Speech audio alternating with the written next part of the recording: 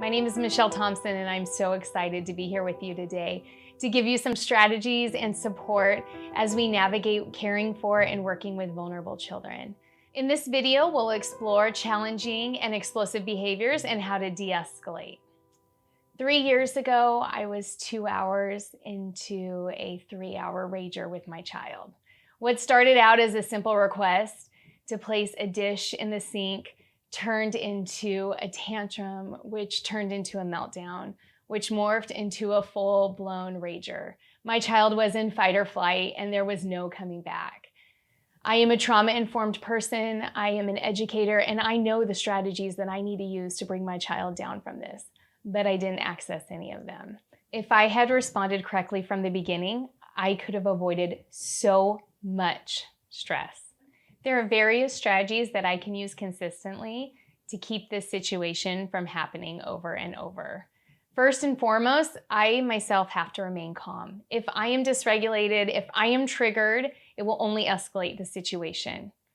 It's also extremely important to remember our tone of voice, our cadence, our volume, and just how our face looks overall. If I have hard eyes and a stern look, it doesn't matter the words that are coming out of my mouth. My child is going to read my facial expressions and get the feeling that I'm angry, even if I'm saying with my words that I'm not.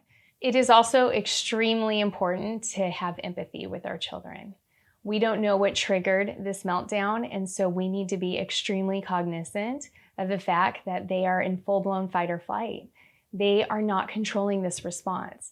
And so we need to remember that they have had trauma and things in their past that have created this that we might not be aware of. So empathy and compassion are extremely important. As we think about children moving through different ages and stages of life, the way we respond to them are not always the same. I would not handle a toddler rage the same way as I would handle a teenager rage. Let's look at the different ages and stages.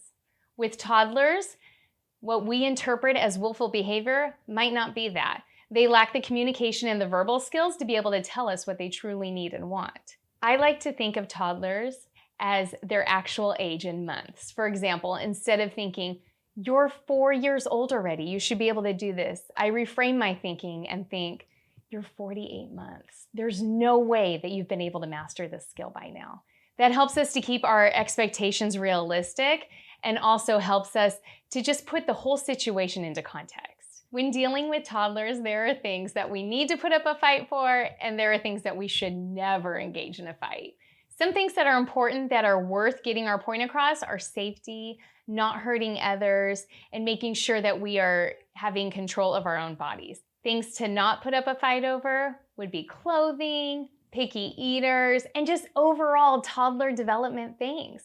They need to be taught, and we are here to teach them. So if we don't sweat the small stuff, it won't be an explosive rager that makes us feel overwhelmed. Some ways to handle our ragey toddlers are to get ahead of the situation. If they have a friend coming over for a play date, we can talk to our toddler and say, let's look at some toys that we can share with our friend, and let's put away some toys that you might not want to share because they are extra special. We're gonna get ahead of those tantrums before they even start.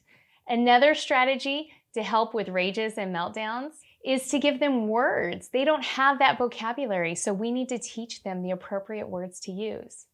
You seem frustrated. Would you like some help with that? Or you seem really tired. What can we do to make you feel more rested?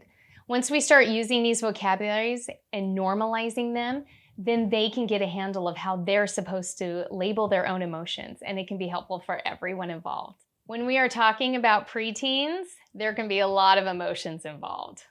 Preteens can be moody, and I think it's important to remember that kids are allowed to have bad days. As adults, we can be moody and hangry and overall frustrated. Kids feel the same way. So I think when we can let go of our expectations that preteens have to be in a good mood all the time, it helps the overall climate of the house.